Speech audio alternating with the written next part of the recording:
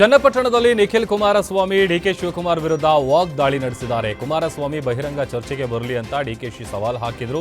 ಈ ಬಗ್ಗೆ ಮಾತನಾಡಿದ ನಿಖಿಲ್, ನಾವು ಬಹಿರಂಗ ಚರ್ಚೆಗೆ ಹೆದರಲ್ಲ, ಚುನಾವಣೆಯಲ್ಲಿ ಸೋತಾಗಲೇ ಹೆದರಿಲ್ಲ, ಇನ್ನು ಯಾವುದೋ ಮಾಧ್ಯಮದಲ್ಲಿ ಕೂತು ಚರ್ಚೆ ಮಾಡೋದಕ್ಕೆ ಹೆದರ್ತೀವ, ಜನರು ಎಲ್ಲದಕ್ಕೂ ಉತ್ತರ ಕೊಡ್ತಾರೆ ಅಂತ ಕಿಡಿಕಾರಿದ್ದಾರೆ. ಮುಂದುವರೆದು ಡಿಕೆಶಿ ಜ್ಯೋತಿಷಿ ಆಗಲಿ, ಇದೆಲ್ಲದಕ್ಕೂ ರಾಜ್ಯದ ಜನರು ಉತ್ತರ ಕೊಡ್ತಾರೆ ಅಂತ ಚನ್ನಪಟ್ಟಣದಲ್ಲಿ ನಿಖಿಲ್ ಕುಮಾರಸ್ವಾಮಿ ಟಾಂಗ್ ಕೊಟ್ಟಿದ್ದಾರೆ. ನೋಡಿಪ್ಪ, ಸುಮ್ಮನೆ ಇಲ್ಲಿ ನೀವು ಎಷ್ಟು ಕೆಣಕಿದ್ರು ಅಷ್ಟೇ, ಮುಂದೆ ಜನ ಏನು ಉತ್ತರ ಕೊಡಬೇಕು ಕೊಡ್ತಾರೆ, ತಲೆ ಕೆಡಿಸ್ಕೊಂಬಿಡಿ, ನಡಿ.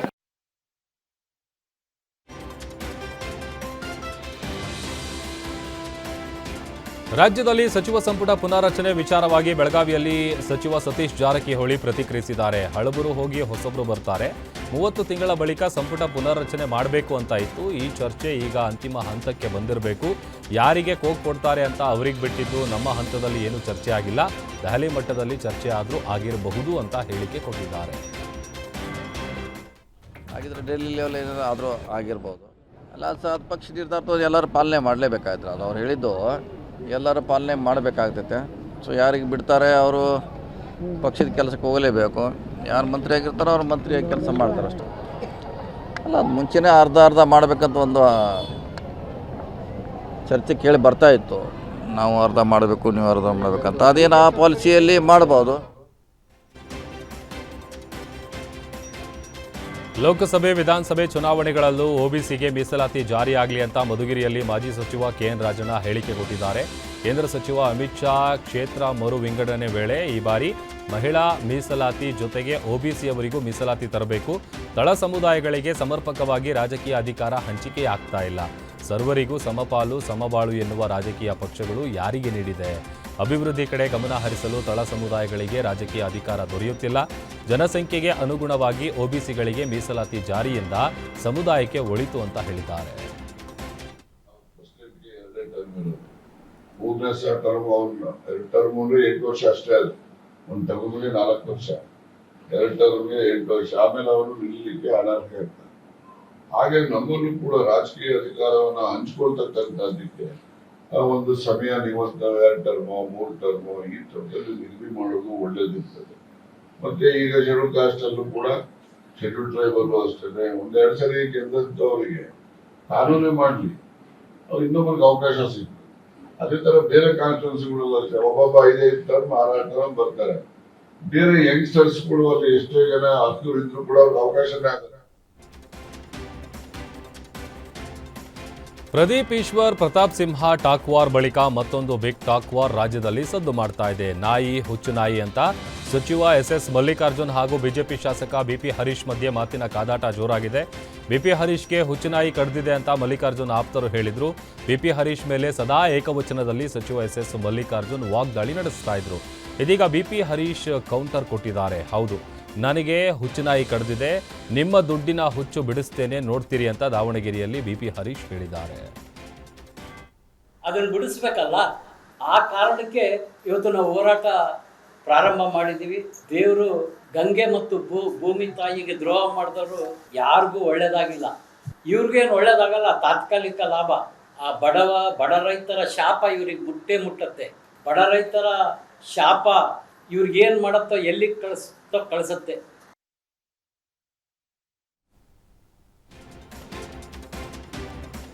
ಕನ್ನೇರಿ ಶ್ರೀಗಳಿಗೆ ವಿಜಯಪುರ ಜಿಲ್ಲಾ ನಿರ್ಬಂಧ ವಿಚಾರಕ್ಕೆ ಶಾಸಕ ಬಸನಗೌಡ ಪಾಟೀಲ್ ಯತ್ನಾಳ್ ಸಚಿವ ಎಂಬಿ ಪಾಟೀಲ್ಗೆ ಖಡಕ್ ವಾರ್ನಿಂಗ್ ಕೊಟ್ಟಿದ್ದಾರೆ. ಎಂಬಿ ಪಾಟೀಲ್ ಹಿಂದೆ ಇರುವ ಸಲಹೆಗಾರರು ಈ ಹೊಲಸು ಕೆಲಸ ಮಾಡಬೇಡಿ. ಪಾಟೀಲರ ಹಿಂದೆ ಧರ್ಮ ಒಡೆಯುವ ಓರ್ವ ಇದ್ದಾನೆ, ಇನ್ನೊಬ್ಬ ಅಕ್ರಮವಾಗಿ ರೈತರ ಜಮೀನು ಲಪಟಾಯಿಸುವವ ಇದ್ದಾನೆ. ಇವರಿಬ್ಬರು ಎಂಬಿ ಪಾಟೀಲರಿಗೆ ತುಂಬಾ ಡೇಂಜರ್. ಕನ್ನೇರಿ ಸ್ವಾಮಿಗಳ ನಿರ್ಬಂಧದ ಹಿಂದೆ ದೊಡ್ಡ ಷಡ್ಯಂತ್ರ ಇದೆ ಅಂತ ಯತ್ನಾಳ್ ಹೇಳಿದ್ದಾರೆ.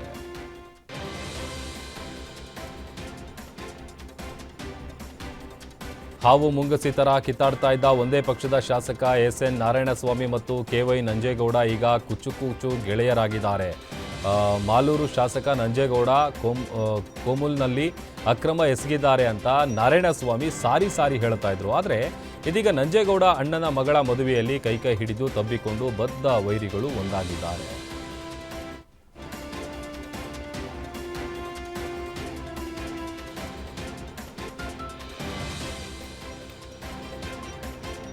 ರಾಜ್ಯದಲ್ಲಿ ಮಂತ್ರಿಮಂಡಲ ವಿಸ್ತರಣೆ ವಿಚಾರವಾಗಿ ಧಾರವಾಡದಲ್ಲಿ ಶಾಸಕ NH ಕೋನರೆಡ್ಡಿ ಪ್ರತಿಕ್ರಿಯಿಸಿದ್ದಾರೆ. ನಿನ್ನೆಯಷ್ಟೇ ನಾನು ಸಿಎಂ ಸಿದ್ದರಾಮಯ್ಯ ಅವರೊಂದಿಗೆ ಇದ್ದೆ. ಅವರು ಬೆಳಗಾವಿ ಜಿಲ್ಲೆಯ ಕಿತ್ತೂರು ಉತ್ಸವಕ್ಕೆ ಬಂದಿದ್ದರು. ನನಗೆ ಮಂತ್ರಿಮಂಡಲ ವಿಸ್ತರಣೆ ಮಾಡಲು ಹೈಕಮಾಂಡ್ ಸೂಚಿಸಿದೆ ಎಂದಿದ್ದಾರೆ.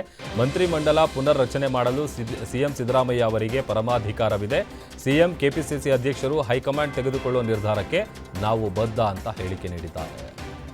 ಅದೇ ರೀತಿಯಾಗಿ ಹೈಕಮಾಂಡ್ ಅವ್ರಿಗೆ ಏನು ಸೂಚನೆ ಕೊಟ್ಟೈತಿ ಮತ್ತು KPCC ಅಧ್ಯಕ್ಷರು ಮಾನ್ಯ ಮುಖ್ಯಮಂತ್ರಿಗಳು ಏನು ತೀರ್ಮಾನ ತಗೋತಾರೆ ಆ ತೀರ್ಮಾನಕ್ಕೆ ನಾವೆಲ್ಲ ಶಾಸಕರು ಬದ್ಧ ಅನ್ನುವಂಥ ಮಾತನ್ನು ಹೇಳಿದೆ. ಮಂತ್ರಿಮಂಡಲ ಬದಲಾವಣೆ ಮಾಡ್ತಕ್ಕಂಥ ವ್ಯವಸ್ಥೆಯಲ್ಲಿ ಯಾರು ಆ್ಯಕ್ಟಿವ್ ಆಗಿ ಕೆಲಸ ಮಾಡಿರ್ತಾರೆ, ಯಾರು ಆ್ಯಕ್ಟಿವ್ ಆಗಿ ಕೆಲಸ ಮಾಡಿದಿಲ್ಲ, ಅವ್ರು ಬದಲಾವಣೆ ಮಾಡಬೇಕು ಬಿಡಬೇಕು ಅನ್ನೋಂಥ ಆಲೋಚನೆಯನ್ನು ಮಾನ್ಯ ಮುಖ್ಯಮಂತ್ರಿಗಳ ಗಮನಕ್ಕೆ ಇರ್ತೈತಿ. ಅದಕ್ಕೆ ಬದಲಾವಣೆ ಮಾಡ್ತಕ್ಕಂಥದ್ದು ಒಂದು ಕಡೆ ಒಳ್ಳೇದಂದ್ರೂ ಕೂಡ ಯಾರು ಒಳ್ಳೆ ಕೆಲಸ ಮಾಡ್ತಾರೋ ಅವ್ರನ್ನ ಇಟ್ಕೋಬೇಕು. ಯಾರು ಒಳ್ಳೆ ಕೆಲಸ ಮಾಡೋಂಗಿಲ್ಲ, ಯಾರು ಶಾಸಕರು ಸ್ಪಂದನೆ ಮಾಡೋದಿಲ್ಲ, ಜನರು ಸ್ಪಂದನೆ ಮಾಡೋದಿಲ್ಲ, ಅಂಥವ್ರಲ್ಲಿ ಬದಲಾವಣೆ ಮಾಡ್ತಕ್ಕಂಥ ಪರಮಾಧಿಕಾರ ಇರ್ತಕ್ಕಂಥದ್ದು ಮುಖ್ಯಮಂತ್ರಿಗಳಿಗೆ. ಅಲ್ಲ ಪದೇ ಪದೇ ನಾ ಮಂತ್ರಿ ಹಾಕಿನ ಅಂತ ಹೇಳೋದು ನನಗೂ ಸರಿ ಅನ್ಸಂಗಿಲ್ಲ. ಹೈಕಮಾಂಡ್ ಈಗಾಗಲೇ ಸೂಚನೆ ಕೊಟ್ಟಿದೆ, ನೀವು ಯಾರು ಹೆಚ್ಚು ಮಾತಾಡಬೇಡ್ರಿ, ನಾವು ಏನೇನು ಯಾರ್ಯಾರು ಏನು ಕೆಲಸ ಮಾಡ್ತೀರಿ ಹಂಗೆ ನಿಮ್ಮ ವಿವರಗಳನ್ನು ತೆಗೆದುಕೊಂಡು ನಾವು ತೀರ್ಮಾನ ಮಾಡ್ತೇವೆ. ಹೈಕಮಾಂಡ್ ನಿರ್ಧಾರಕ್ಕೆ ನಾವು ಬದ್ಧರಾಗಿರ್ತೀವಿ. ನನ್ನ ಗುರಿ ಇರ್ತಕ್ಕಂಥದ್ದು 2028 ಬೆಳಗಾವಿಯ DCC ಬ್ಯಾಂಕ್ ಚುನಾವಣೆ ರಾಜ್ಯದಲ್ಲಿ ಭಾರೀ ಸದ್ದು ಮಾಡಿತ್ತು. ಇದೀಗ ಅಥಣಿ ಕೃಷ್ಣ ಸಹಕಾರಿ ಸಕ್ಕರೆ ಕಾರ್ಖಾನೆಗೆ ಇವತ್ತು ಚುನಾವಣೆ ನಡೆದಿದೆ. ಲಕ್ಷ್ಮಣ ಸವದಿ ವರ್ಸಸ್ ರಮೇಶ್ ಜಾರಕಿಹೊಳಿ ನಡುವೆ ಪ್ರತಿಷ್ಠೆ ಏರ್ಪಟ್ಟಿದ್ದು 13 ಸ್ಥಾನಗಳ ಪೈಕಿ 1 ಅವಿರೋಧವಾಗಿ ಆಯ್ಕೆಯಾಗಿದ್ದು, ಇನ್ನುಳಿದ 12 ಸ್ಥಾನಕ್ಕಾಗಿ ಇವತ್ತು ಚುನಾವಣೆ ನಡೆದಿದೆ. ಕೆಲವು ದಿನಗಳಿಂದ ರಮೇಶ್ ಜಾರಕಿಹೊಳಿ ಹಾಗೂ ಸವದಿ ನಡುವೆ ವಾಕ್ಸಮರ ನಡೆದಿತ್ತು. ಶಾಸಕ ಲಕ್ಷ್ಮಣ್ ಸವದಿಗೆ ಕಾಗವಾಡ ಶಾಸಕ ರಾಜು ಕಾಗೆ ಸಾಥ್ ನೀಡಿದ್ರು. ಈ ಚುನಾವಣೆಯಲ್ಲಿ ಯಾರ ಕೈ ಮೇಲಾಗತ್ತೆ ಎಂಬುದನ್ನು ಕಾದು ನೋಡಬೇಕಿದೆ. ನೂತನ ಸಂಪುಟ ರಚನೆಯಲ್ಲಿ ಸಚಿವನಾಗಬೇಕೆಂದು ಶಾಸಕ ಲಕ್ಷ್ಮಣ್ ಸವದಿ ಇಂಗಿತ ವ್ಯಕ್ತಪಡಿಸಿದ್ದಾರೆ. ಬೆಳಗಾವಿ ಜಿಲ್ಲೆಯ ಅಥಣಿಯಲ್ಲಿ ಮಾತನಾಡಿದ ಅವರು, ಜನವರಿಯಲ್ಲಿ ನನಗೆ ಶುಕ್ರ ದೆಸೆ ಬರೋದು ಪಕ್ಕಾ, ಸಂಪುಟ ಪುನರ್ ರಚನೆ ಆಗೋದು ಮೊದಲೇ ಗೊತ್ತಿತ್ತು. ನಿನ್ನೆ ಬೆಳಗಾವಿಯಲ್ಲಿ ಸಿಎಂ ಸಹ ಹೇಳಿದ್ದಾರೆ, ನನಗೆ ಸಚಿವನಾಗುವ ಸಂದರ್ಭ ಬರಲಿ, ಆ ಸಂದರ್ಭದಲ್ಲಿ ನಾನು ಪ್ರತಿಕ್ರಿಯೆ ನೀಡ್ತೇನೆ. ನಾವು ಯಾವುದೇ ಅಧಿಕಾರವನ್ನು ಕೇಳಿ ಪಡೆದವನಲ್ಲ. ಭಗವಂತನ ಆಶೀರ್ವಾದ ಹಾಗೂ ಹೈಕಮಾಂಡ್ ಇಚ್ಛೆ ಇದ್ರೆ ಸಚಿವ ಸ್ಥಾನ ನನಗೆ ತಾನಾಗಿಯೇ ಬರುತ್ತೆ. ಹೈಕಮಾಂಡ್ ಕೊಟ್ಟ ಜವಾಬ್ದಾರಿಯನ್ನು ನಾವು ನಿಭಾಯಿಸಲು ಸಿದ್ಧ ಅಂತ ಹೇಳಿಕೆ ನೀಡಿದ್ದಾರೆ. ಬಿಜೆಪಿ ಉಚ್ಚಾಟಿತ ಶಾಸಕ ಬಸನಗೌಡ ಪಾಟೀಲ್ ಯತ್ನಾಳ್ ಘರ್ ವಾಪಸಿ ಮಾಡ್ತಾರಾ ಎಂಬ ವಿಚಾರವಾಗಿ ಇವತ್ತು ಪ್ರತಿಕ್ರಿಯೆ ಕೊಟ್ಟಿದ್ದಾರೆ. ನನಗೆ ಈ ಬಗ್ಗೆ ಏನೂ ಗೊತ್ತಿಲ್ಲ. ನಾನು ದೇವೇಗೌಡರನ್ನ ಭೇಟಿ ಮಾಡೋದಕ್ಕೆ ಹೋಗಿದ್ದೆ. ದೆಹಲಿಯಲ್ಲಿ ಏನು ನಡೀತಾ ಇದೆಯೋ ನನಗೆ ಗೊತ್ತಿಲ್ಲ. ನಾನು ಬಿಜೆಪಿ ಪಕ್ಷದಿಂದ ಹೊರಗಿದ್ದೇನೆ. JDS ಕೂಡ ನಮ್ಮ ಸಂಪರ್ಕದಲ್ಲಿಲ್ಲ. ನಾವು ಹಿಂದೂ ಸಂಘಟನೆ ಕಟ್ತಾ ಇದ್ದೀವಿ ಅಂತ ಹೇಳಿಕೆ ನೀಡಿದ್ದಾರೆ.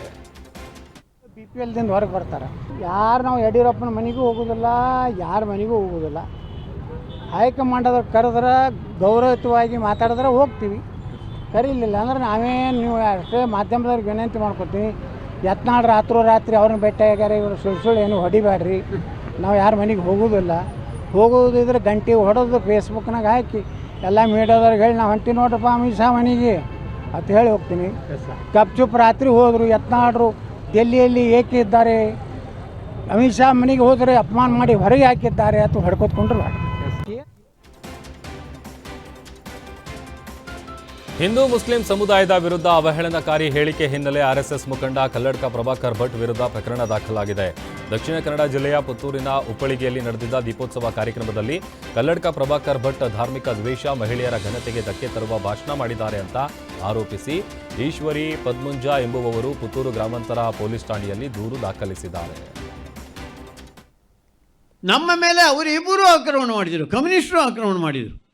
1000 ವರ್ಷ ಆಕ್ರಮಣ ಮಾಡಿದ ಮೇಲೆ ಕೂಡ ನಾವು ಉಳ್ಕೊಂಡಿದ್ದೇವಲ್ಲ. 180 ಜನ ನಾವು ಇಲ್ಲಿದ್ದೇವೆ ಇವತ್ತು.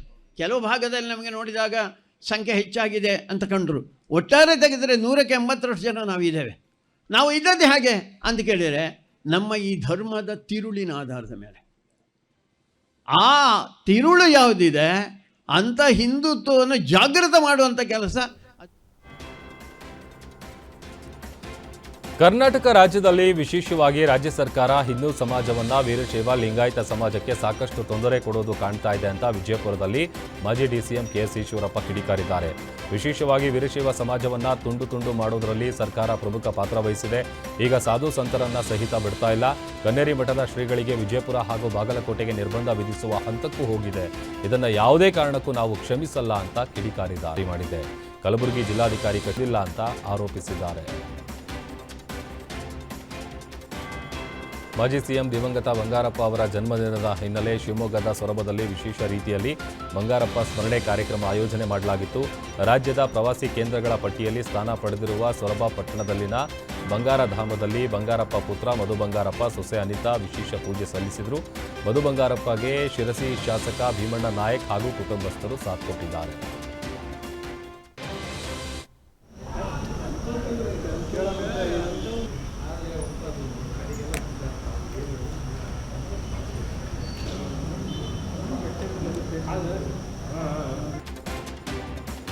ಚಿಕ್ಕಬಳ್ಳಾಪುರದಲ್ಲಿ ಜಮೀನು ವಿವಾದ ಹಿನ್ನೆಲೆ ಕುಟುಂಬಸ್ಥರ ನಡುವೆಯೇ ಮಾರಣಾಂತಿಕ ಹಲ್ಲೆ ನಡೆದಿದೆ. ದಾಯಾದಿಗಳ ನಡುವೆ ಗಲಾಟೆ ನಡೆದಿದ್ದು, ಈ ವೇಳೆ ವೃದ್ಧ ಅತ್ತಿಗೆಯನ್ನ ಮೈದುನ ಹಿಗ್ಗಾಮುಗ್ಗಾ ಥಳಿಸಿದ್ದಾನೆ.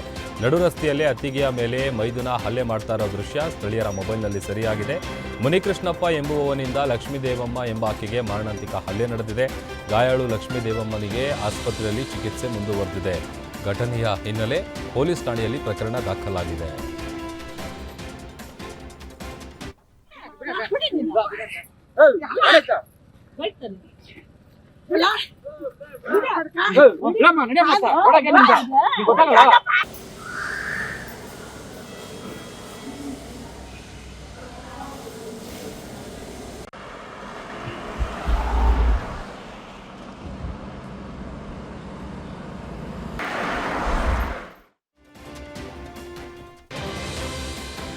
ಚಿತ್ರದುರ್ಗ ನಗರದ ಜೆಸಿಆರ್ ಬಡಾವಣೆಯ ನ್ಯೂ ಲಿಟ್ಲೆ ಪೇರಿಸ್ ಶಾಲೆಯಲ್ಲಿ ಕಿಟಕಿ ಗ್ಲಾಸ್ ಹೊಡೆದು 3ನೇ ಕ್ಲಾಸ್ ವಿದ್ಯಾರ್ಥಿಗೆ ಗಂಭೀರ ಗಾಯಗೊಂಡಿದ್ದ ಪ್ರಕರಣಕ್ಕೆ ಮತ್ತೊಂದು ಟ್ವಿಸ್ಟ್ ಸಿಕ್ಕಿದೆ. ವಿದ್ಯಾರ್ಥಿ ತಲೆಗೆ ಎಣ್ಣೆ ಹಚ್ಚಿಲ್ಲ ಎಂಬ ಕಾರಣಕ್ಕೆ ಮಗುವನ್ನ ಶಾಲೆಯ ದೈಹಿಕ ಶಿಕ್ಷಕರು ಹೊರಗೆ ನಿಲ್ಲಿಸಿದ್ರು. ಈ ವೇಳೆ ಕಿಟಕಿ ಗ್ಲಾಸ್ ಬಿದ್ದಿದೆ ಅಂತ ವಿದ್ಯಾರ್ಥಿ ತಾಯಿ ಕವಿತಾ ದೂರು ನೀಡಿದ್ದಾರೆ. ಆಡಳಿತ ಮಂಡಳಿ ದಿವ್ಯ ನಿರ್ಲಕ್ಷ್ಯ ಖಂಡಿಸಿ ದೈಹಿಕ ಶಿಕ್ಷಕ ರಂಗಸ್ವಾಮಿ, ಶಾಲಾ ಮಾಲೀಕ ಬ್ರಹ್ಮಾನಂದ ರೆಡ್ಡಿ, ಕಾರ್ಯದರ್ಶಿ ಮೊಹಮ್ಮದ್ ಇಸಾಕ್ ಉಲ್ಲಾ, ಮುಖ್ಯ ಶಿಕ್ಷಕ ಲೋಹಿತ್ ಕುಮಾರ್ ವಿರುದ್ಧ ಚಿತ್ರದುರ್ಗ ನಗರ ಪೊಲೀಸ್ ಠಾಣೆಯಲ್ಲಿ ಪ್ರಕರಣ ದಾಖಲಾಗಿದೆ. ಬಾಗಲಕೋಟೆಯಲ್ಲಿ ಹೆಸ್ಕಾಂ ಅಧಿಕಾರಿಗಳ ಎಡವಟ್ಟಿಗೆ ವ್ಯಕ್ತಿಯೋರ್ವ ಬಲಿಯಾಗಿದ್ದಾನೆ. ನವನಗರದ 49ನೇ ಸೆಕ್ಟರ್ನಲ್ಲಿ ರಸ್ತೆ ಬದಿ ವಿದ್ಯುತ್ ತಂತಿ ತಗುಲಿ ರಾಜಸ್ಥಾನ ಮೂಲದ ವ್ಯಕ್ತಿ ದಾರುಣವಾಗಿ ಸಾವನ್ನಪ್ಪಿದ್ದಾನೆ. ಇದೇ ವಿದ್ಯುತ್ ತಂತಿ ಕಳೆದ ಸುಮಾರು ದಿನಗಳಿಂದ ನೆಲಕ್ಕೆ ಅಂಟಿಕೊಂಡಿತ್ತು. ಬೀದಿ ಬದಿ ವಿದ್ಯುತ್ ದೀಪಗಳ ಸ್ವಿಚ್ ಹಾಗೂ ಬಟನ್ಗಳಿರುವ ಬೋರ್ಡ್ ಪಕ್ಕದಲ್ಲೇ ಈ ವಿದ್ಯುತ್ ತಂತಿ ಬಿದ್ದಿತ್ತು. ಇದೇ ಮಾರ್ಗದಲ್ಲಿ ನಡೆದುಕೊಂಡು ಹೋಗ್ತಿರುವಾಗ ವಿದ್ಯುತ್ ತಂತಿ ತುಳಿದು ಬೈಕ್ ಹಾಗೂ ಟಾಟಾ ಏಸ್ ನಡುವೆ ಮುಖಾಮುಖಿ ಡಿಕ್ಕಿಯಾಗಿರುವ ಘಟನೆ ಕೋಲಾರದ ನಾಗನಾಳ ಕೆರೆ ಏರಿ ಮೇಲೆ ನಡೆದಿದೆ. ರಸ್ತೆ ಅಪಘಾತದಲ್ಲಿ ಓರ್ವ ಮೃತನಾಗಿದ್ದು 4ವರ ಸ್ಥಿತಿ ಗಂಭೀರವಾಗಿದೆ. ಘಟನೆಯಲ್ಲಿ ಬೈಕ್ ಸವಾರ ವೇಮಗಲ್ ನಿವಾಸಿ ಸುಬ್ರಹ್ಮಣಿ ದಾರುಣ ಸಾವನ್ನಪ್ಪಿದ್ದಾರೆ. ಬೈಕ್ನಲ್ಲಿದ್ದ ಮನ್ವಿತ್, ಜಾನ್ವಿ, ಯಶು, ಸಂಜುಗೆ ಗಂಭೀರ ಗಾಯವಾಗಿದ್ದು ಗಾಯಾಳುಗಳನ್ನು ಕೋಲಾರ ಎಸ್ಎನ್ಆರ್ ಜಿಲ್ಲಾಸ್ಪತ್ರೆಗೆ ದಾಖಲಿಸಲಾಗಿದೆ. ಈ ಕುರಿತು ವೇಮಗಲ್ ಪೊಲೀಸ್ ಠಾಣೆಯಲ್ಲಿ ಪ್ರಕರಣ ದಾಖಲಾಗಿದೆ.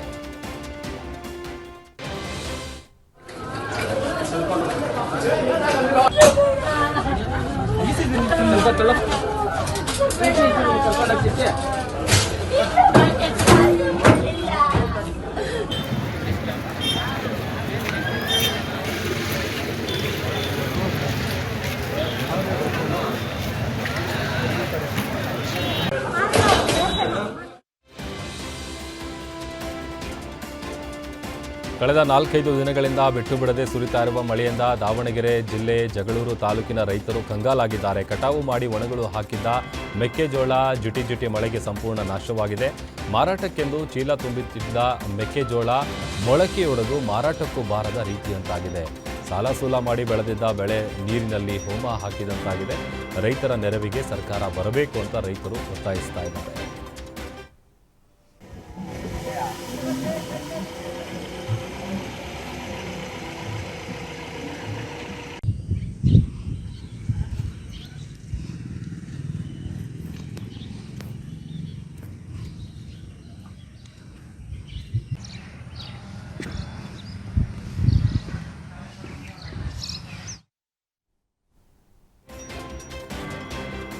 ಬೆಳಗಾವಿ ಜಿಲ್ಲೆಯ ಚಿಕ್ಕೋಡಿಯಲ್ಲಿ ಬೈಕ್ ಹಾಗೂ ಕಾರ್ ನಡುವೆ ಭೀಕರ ಅಪಘಾತ ಸಂಭವಿಸಿದೆ. ಸತಿ ಗ್ರಾಮದ ಹೊರವಲಯದಲ್ಲಿ ಸಂಭವಿಸಿದ ಭೀಕರ ಅಪಘಾತದಲ್ಲಿ 2 ಸ್ಥಳದಲ್ಲೇ ಜೀವ ಬಿಟ್ಟಿದ್ದಾರೆ. ಬಾಗಲಕೋಟೆ ಜಿಲ್ಲೆಯ ಬನಹಟ್ಟಿ ತಾಲೂಕಿನ ಆಸಂಗಿ ಗ್ರಾಮದ ರಂಜಾನ ಸನದಿ ಹಾಗೂ ರಾಜೇ ಸಾಬ್ ಎಂಬುವವರು ದುರ್ಮರಣಕ್ಕೀಡಾಗಿದ್ದು ಈ ಭೂಕಂಪನದ ಅನುಭವ ಆಗಿದೆ. ಇಂದು ಬೆಳಗಿನ ಜಾವ 3:42ಕ್ಕೆ ಲಘು ಭೂಕಂಪದ ಅನುಭವ ಆಗಿದೆ. ಚಿಟಗುಪ್ಪ ತಾಲೂಕಿನ ಭಾಸ್ಕರ್ ನಗರದಲ್ಲಿ ಲಘು ಭೂಕಂಪನ ಸಂಭವಿಸಿದ್ದು ರಿಕ್ಟರ್ ಮಾಪಕದಲ್ಲಿ 2.9 ಪ್ರಮಾಣದಲ್ಲಿ ಕಂಪನದ ತೀವ್ರತೆ ದಾಖಲಾಗಿದೆ. ಪ್ರಿಯತಮಿಯನ್ನ ಹತ್ಯೆಗೈದಿದ್ದ ಪ್ರಿಯತಮನನ್ನ ಹುಣಸಗಿ ಪೊಲೀಸರು ಅರೆಸ್ಟ್ ಮಾಡಿದ್ದಾರೆ. ಅಕ್ಟೋಬರ್ 24ರಂದು ಹುಣಸಗಿ ಪಟ್ಟಣದಲ್ಲಿ 26 ವರ್ಷದ ಪೂಜ್ಯ ಎಂಬಾಕೆಯನ್ನ ಹತ್ಯೆ ಮಾಡಲಾಗಿತ್ತು. ಯುಕೆಪಿ ಕ್ಯಾಂಪ್ನ ಮನೆಯೊಂದರಲ್ಲಿ ಪೂಜ್ಯಾಳ ಡೆಡ್ಲಿ ಮರ್ಡರ್ ನಡೆದಿತ್ತು. 1 ವರ್ಷದ ಹಿಂದೆ ಅವಳಿ ಜವಳಿ 2 ಹೆಣ್ಣು ಮಕ್ಕಳಿಗೆ ಜನ್ಮ ನೀಡಿದ್ದ ಪೂಜ್ಯ ತವರು ಮನೆ ಸೇರಿದ್ಲು. ಚಪ್ಪಲಿ ಖರೀದಿ ಮಾಡ್ತೇನೆಂದು ಮನೆಯಿಂದ ಹೊರ ಹೋದ ಪೂಜ್ಯ ಶವವಾಗಿ ಪತ್ತೆಯಾಗಿದ್ದಾಳೆ. ನೀರಿನಲ್ಲಿ ಮುಳುಗ್ತಾ ಇದ್ದ ಯುವಕನನ್ನ ರಕ್ಷಿಸಲು ಹೋದ ಸಹೋದರರು ನೀರು ಪಾಲಾಗಿದ್ದಾರೆ. ಮೈಸೂರು ತಾಲೂಕಿನ ಬಡಗಲಹುಂಡಿಯಲ್ಲಿನ ವರುಣನಾಲಿಯಲ್ಲಿ ಈ ದುರಂತ ಘಟನೆ ಸಂಭವಿಸಿದೆ. ಬಡಗಲಹುಂಡಿ ಗ್ರಾಮದ ರಮೇಶ್ ಎಂಬುವವರ ಪುತ್ರ 25 ವರ್ಷದ ನವವಿವಾಹಿತ ನಂದನ್ ಸಹೋದರನ ಪುತ್ರ ರಾಕೇಶ್ ದಾರುಣ ಸಾವನ್ನಪ್ಪಿದ್ದಾರೆ. ನಿನ್ನೆ ಸಂಜೆ ವರುಣನಾಲಿಯಲ್ಲಿ ಈಜಲು ತೆರಳಿದ್ದ ಬಾಲಕ ಮಂಜು ಮುಳುಗ್ತಾ ಇದ್ದನ್ನ ಕಂಡ ಸಹೋದರರು ಸಹಾಯಕ್ಕೆ ಅಂತ ಧಾವಿಸಿದ್ದಾರೆ. ಈ ವೇಳೆ 3 ಮಂದಿ ಕೂಡ ನೀರು ಪಾಲಾಗಿದ್ದಾರೆ. ಚಿತ್ರದುರ್ಗ ಜಿಲ್ಲಾದ್ಯಂತ ಮಳೆ ಆರ್ಭಟ ಮುಂದುವರೆದಿದ್ದು ಹುಣಸೇಕಟ್ಟೆ ಕೂನಬೇವು ರಸ್ತೆಯಲ್ಲಿ ಅರ್ಧ ಅಡಿಯಷ್ಟು ಮಳೆ ನೀರು ನಿಂತು ಅವಾಂತರ ಸೃಷ್ಟಿಯಾಗಿದೆ. ಗುಂಡಿಮಯ ರಸ್ತೆಯಲ್ಲಿ ಸಂಚರಿಸಲು ಬೈಕ್ ಸವಾರರು ಪರದಾಡ್ತಾ ಇದ್ದಾರೆ. ಇನ್ನು ರಸ್ತೆ ಗುಂಡಿ ಬಿದ್ದಿದ್ದಕ್ಕೆ ರಸ್ತೆಯಲ್ಲಿ ಮರದ ರೆಂಬೆ ಮುರಿದು ಸಸಿಯಂತೆ ನೆಟ್ಟು ಆಕ್ರೋಶ ವ್ಯಕ್ತಪಡಿಸಿದ ಜನರು, ಶಾಸಕರು, ಸ್ಥಳೀಯ ಜನಪ್ರತಿನಿಧಿಗಳ ವಿರುದ್ಧ ಕಿಡಿಕಾರಿದ್ದಾರೆ. ನಾಯಕನಹಟ್ಟಿ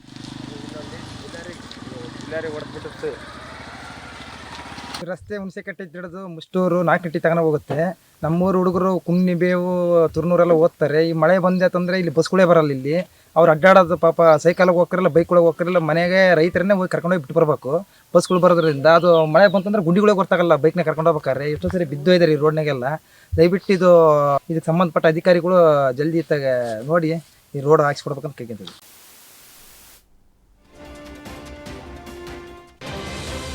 ಬೀದರ್ ಜಿಲ್ಲೆಯಲ್ಲಿ ವೃದ್ಧ ದಂಪತಿ ಸಾವಿನಲ್ಲೂ ಒಂದಾಗಿದ್ದಾರೆ. ಬೀದರ್ ಜಿಲ್ಲೆಯ ಕಮಲಾನಗರ ತಾಲೂಕಿನ ಮುಧೋಳ ಬಿ ಗ್ರಾಮದಲ್ಲಿ ಘಟನೆ ನಡೆದಿದೆ. ವಯೋಸಹಜ ಕಾಯಿಲೆಯಿಂದ ಸತಿಪತಿಗಳಿಬ್ಬರು ಬಳಲ್ತಾ ಇದ್ರು. 85 ವರ್ಷದ ಗುಂಡಪ್ಪ ಹೋಡಗೆ ಹಾಗೂ 83 ವರ್ಷದ ಲಕ್ಷ್ಮೀಬಾಯಿ ಕಳೆದ 6-7 ದಶಕಗಳಿಂದ ಇಡೀ ಜೀವನವನ್ನು ಒಟ್ಟಿಗೆ ಕಳೆದಿದ್ರು. ಒಂದೇ ದಿನ ದಂಪತಿ ಸಾವನ್ನಪ್ಪಿದ ಘಟನೆಗೆ ಗ್ರಾಮಸ್ಥರು, ಸಂಬಂಧಿಕರು ಕಂಬನಿ ಮಿಡಿದಿದ್ದಾರೆ. ಅವರಿಬ್ಬರ ದೇಹಗಳನ್ನು ಅಕ್ಕಪಕ್ಕ ಇರಿಸಿ ಅಂತ್ಯಕ್ರಿಯೆ ನೆರವೇರಿಸಲಾಯಿತು. ಒಂದೇ ದಿನ ಇಹಲೋಕ ತ್ಯಜಿಸಿದ ದಂಪತಿಗಳ ಸುದ್ದಿ ಎಲ್ಲರಿಗೂ ಅಚ್ಚರಿಯಾಗಿದ್ದು ಬಂಧು ಬಳಗ, ಸುತ್ತಲಿನ ಗ್ರಾಮಸ್ಥರು ಮರುಗಿದ್ದಾರೆ. ದಾವಣಗೆರೆ ಜಿಲ್ಲೆಯಲ್ಲಿ ಕಾಡಾನೆಗಳ ಹಾವಳಿ ಹೆಚ್ಚಾಗಿದ್ದು ಚನ್ನಗಿರಿ ತಾಲೂಕಿನ ಗಂಡುಗನ ಹಂಕಲು ಗ್ರಾಮಸ್ಥರು ಕಂಗಾಲಾಗಿದ್ದಾರೆ. ಅಡಿಕೆ ತೋಟಕ್ಕೆ ನುಗ್ಗಿ ಅಡಿಕೆ ಮರಗಳನ್ನು ಕಾಡಾನೆ ನೆಲಕ್ಕುರುಳಿಸಿದೆ. 12 ವರ್ಷ ಕಷ್ಟಪಟ್ಟು ಬೆಳೆದಿದ್ದ ಅಡಿಕೆ ಮರಗಳು ನೆಲಸಮ ಆಗಿದೆ. ನೆಲಕ್ಕುರುಳಿದ ಅಡಿಕೆ ಮರಗಳನ್ನು ಅರಣ್ಯ ಇಲಾಖೆ ಕಚೇರಿ ಎದುರು ಇಟ್ಟು ರೈತರು ಪ್ರತಿಭಟನೆ ಮಾಡಿದ್ದಾರೆ.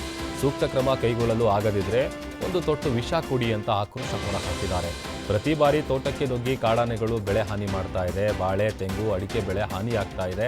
ಆದರೆ ಅರಣ್ಯ ಇಲಾಖೆ ಅಧಿಕಾರಿಗಳು ಯಾವುದೇ ಕ್ರಮ ಕೈಗೊಳ್ತಾ ಇಲ್ಲ ಅಂತ ರೈತರು ತೀವ್ರ ಆಕ್ರೋಶ ವ್ಯಕ್ತಪಡಿಸಿದ್ದಾರೆ.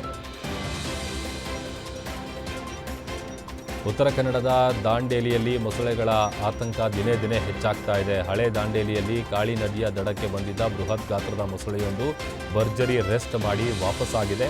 ಹಳೆ ದಾಂಡೇಲಿಯ ಕಾಳಿ ನದಿಯಲ್ಲಿ ಮೊಸಳೆಯಿಂದ ರಕ್ಷಣೆಗಾಗಿ ಹಾಕಿದ್ದ ತಂತಿ ಬೇಲಿಯನ್ನು ದಾಟಿ ಬಂದು ದಡದ ಬಳಿ ಮೊಸಳೆ ವಿಶ್ರಾಂತಿ ಪಡೆದಿದೆ. ಇಲ್ಲಿಂದ ಕಾಲ್ಕಿತ್ತಿದೆ.